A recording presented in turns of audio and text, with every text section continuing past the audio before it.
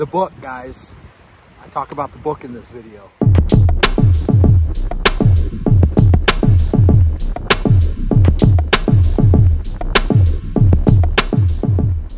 Hey guys, I'm Chuck, and those are my Charlie cards, and these right here, these are my fancy Charlie chips. In the town I live in, we have a happy face mode right into the side of a hill. That's why this is Happy Face Hold'em. The goal, log 500 hours of 2-3 no limit Hold'em and have more Charlie chips at the end of the session than we started with. Let's get into the action. Alright, so hey guys, we jump into the 2-3 game with one bullet, $300, and our first hand, under the gun, we look down at Ace-King offsuit. We raise it up pre-flop. We get a caller. Flop comes 7-6 deuce with 2 hearts. We continue as we would with any range, and we take this pot down. Not a bad way to start our session. In the next one, my graphic is incorrect. We're in the small blind, and we had 3 limpers ahead of us. We had raised to 40 to thin the field. Another player had jammed all in for 100. Everybody else folds out. We decide to make the call with the pocket nines. I think this is an okay call here. Could be up against ace-king, ace-queen, or an underpair. In this case, the flop comes down queen for 3 rainbow, and the turn an 8 of diamonds, and the river does not help us. 2 of spades. And he does indeed show pocket aces, and those chips move the wrong direction on the table. You know, a lot of changes happening. So after this vlog was recorded, we got the announcement from the county of LA that they were closing card rooms down. So LA poker rooms are closed for 3 weeks minimum. Will put us out into the 3rd week of December. It's really a shame. You know, I know churches are suing to stay open. Outdoor dining was closed down. There's a lawsuit being filed right now to keep them open. And we're hoping that the LA card rooms will fight back. All right, back to the table. In this one, we look down at Big Slick, ace, king of spades. We make our standard open to $15, and we steal the blinds. All right, looking at the next one. We look down at ace, 10 offsuit. We're in middle position. As the action gets around to us, 2 limpers ahead of us, we decide to open the action to $20 because we had 2 limpers. We raise it up just a little bit. All right, by the time the action closes, we're going to have 2 callers going 3 ways to a flop. And the flop comes down 3 deuce jack rainbow. The action's going to check around to me, and I can represent all jacks, over pairs, ace king, ace queen. So I'm going to continue with just about all my range. In this multi-way pot, I could justify a check, but I do go for the bet. The first player folds. The second player, right to my right, decides to jam for about 115. And with 1 over and no additional equity, I just have to put in the fold here. He does flip over and show a jack in this hand, so I do feel a little bit better about that. All right, in this next one, we look down at ace-king offsuit from the cutoff. Our stack has dwindled just a little bit. We're down to 200 when we start this hand. And being in the cutoff with 1 limper ahead, I put in a small raise to open the action. I do get 1 caller, and we're going to go to a flop with 39 in the pot of jack 4-5 with 2 spades. You know, this is a wet but static board. I don't hit anything, so when he checks, I check behind. You know, in the prior hand, I led at it, and he jammed on me, so he's capable of that, so keeping that in mind. I didn't want to get check raised again here. So the turn, 8 of diamonds goes check, check. The river, ace of clubs, he checks. I am going to bet for some value here, hoping he has a weaker ace. I flip over ace-king after he calls, and as he mucks, I do get a glimpse of a queen, so assuming he had ace-queen in this hand, which is why he made the call on the river. All right, we're going to take this little one down and go on to one of the biggest hands of the night. And stay tuned to the end. I go over a couple hands I didn't get table footage on with a really dynamic player. So this one starts, we're on the button, we've run our stack back up to about 400. We look down at pocket jacks. We get 1 razor that opens to $25. This is pretty large for this table. So already putting him on a pretty big hand. The player directly to my right decides to make the call. Now I'm going to squeeze because I want to go heads up with that original razor or the guy to my right, not both of them. So I'm going to put in a raise to 100 here.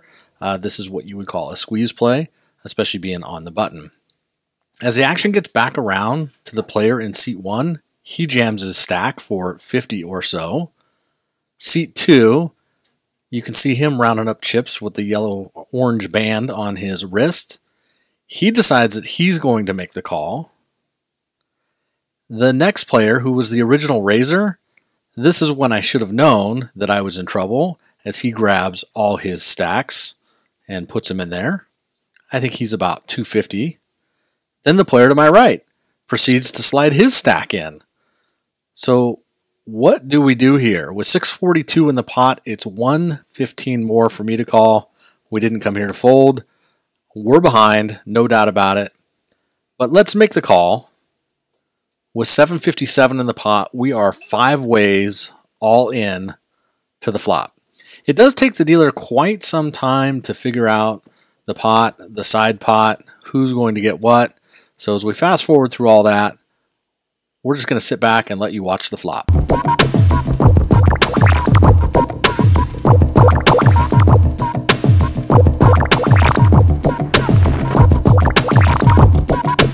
As you can see, we brick out. Turns out we are jacks versus kings versus a 7-8 offsuit. And the player to my right, he shows the glorious pocket rockets. Pocket aces is going to take down most of the pot, with a side pot going to the gentleman with kings. We gambled. Chilly day here in LA, but it's beautiful. I mean, you can't beat the weather, a little bit breezy. While you're here, if you've made it this far, hit the thumbs up, smash that thumbs up, and ring that notification bell. And don't forget to subscribe while you're down there.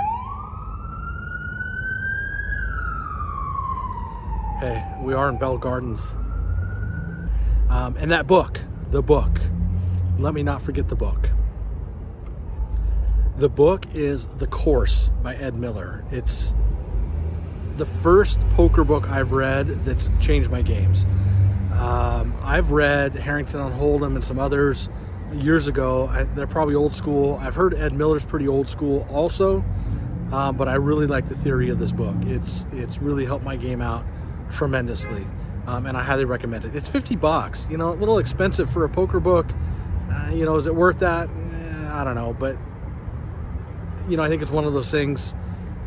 He prices it up there to make you think you're getting good value. You know, I don't think the material that you read in this book can't be found on the internet. I think it's out there, but I'm a textile person. I like to be able to touch it, turn the pages, write notes, bend the corners, refer back. I've read it back to back 3 times, and now I've gone and studied each individual chapter, and I'm going to continue doing so. So it looks like we have more police activity coming. So with that, I think I'm going to go back to the table, and we'll send you out on this.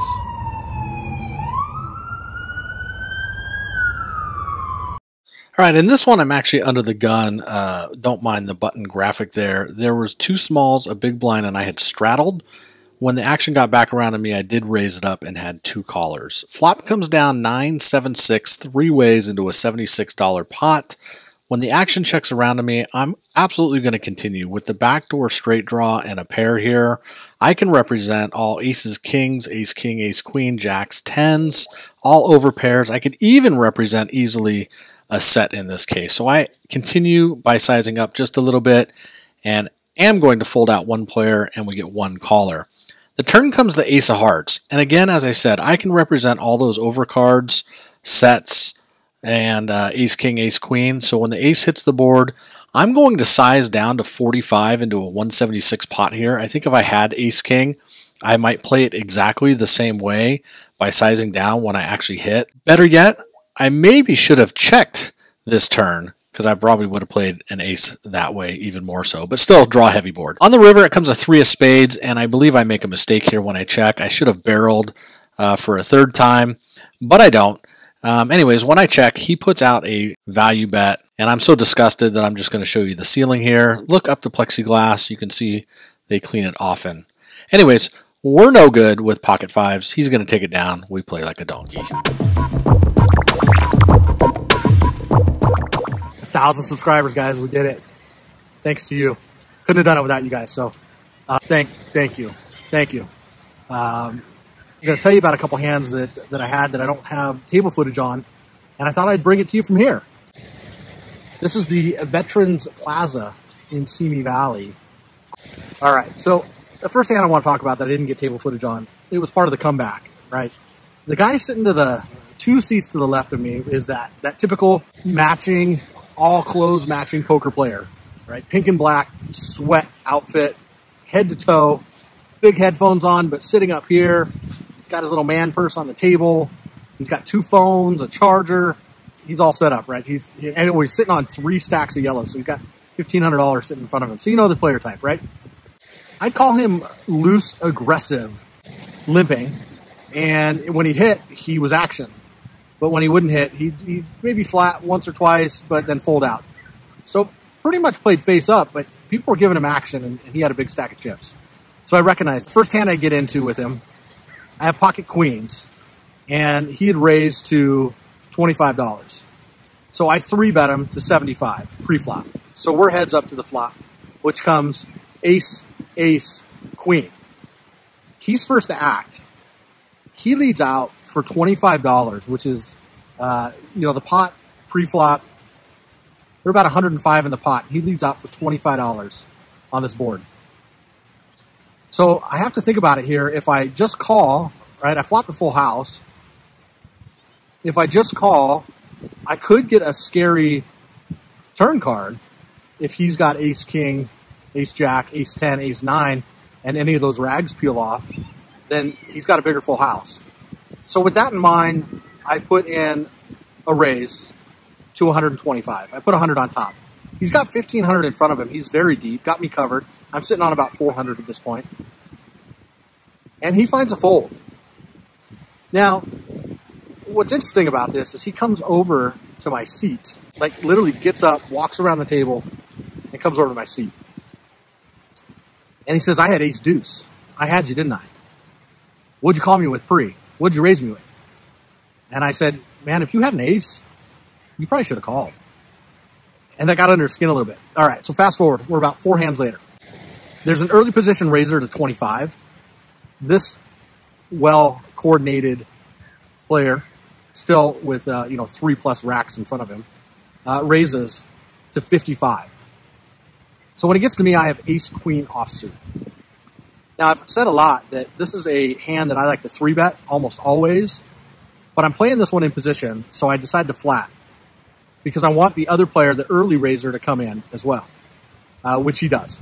So we're 3 ways to the flop with about 150 in.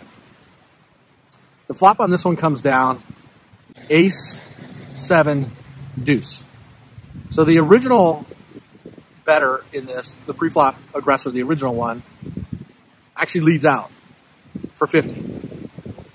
The big stack coordinated guy min raises to 100. So I have ace queen offsuit and I hit my ace. I want to go heads up and isolate this player. So I put in a raise. The original player folds, and this well-coordinated guy turns his cards face up on the table. Now, why would you do that? Yeah, I don't know why he did it. Anyways, he flips over kings. And he goes on and on and on about some story about, what do you have, you donkey? You stupid MFer. You call me flat and you hit your ace, you got lucky, some ace rag. I'm going to find a fold here. And on and on and on and on. Lays his cards down. So we take that little pot. He again gets up from the table and comes around to my chair and wants information that I'm not giving him. Neither one of these hands did I show my cards. All right, in the third hand with this guy, I have Jack 7 of clubs from the button. 2 limpers ahead of me, he's one of them. And I raise it up like $15. Real small, my standard pre-flop open. Jack 7 of clubs. We flop a flush. This has been happening a lot lately. I've been flopping flushes. Anyways, so I check. Next player in makes a bet to 25. This well-coordinated player calls the 25. And again, I want to thin the field. Jack high flush. And it's over. My Jackson over to the flush that's on the board. So again, I make it an extra 100. I make it 125. The first player folds, and this guy says, I got you, MFer. I got you on this one. You're going to pay for it. And he turns his cards over. Wow. Okay. You have Queen 5 of clubs. I have Jack 7. You have me beat. Then he proceeds to raise.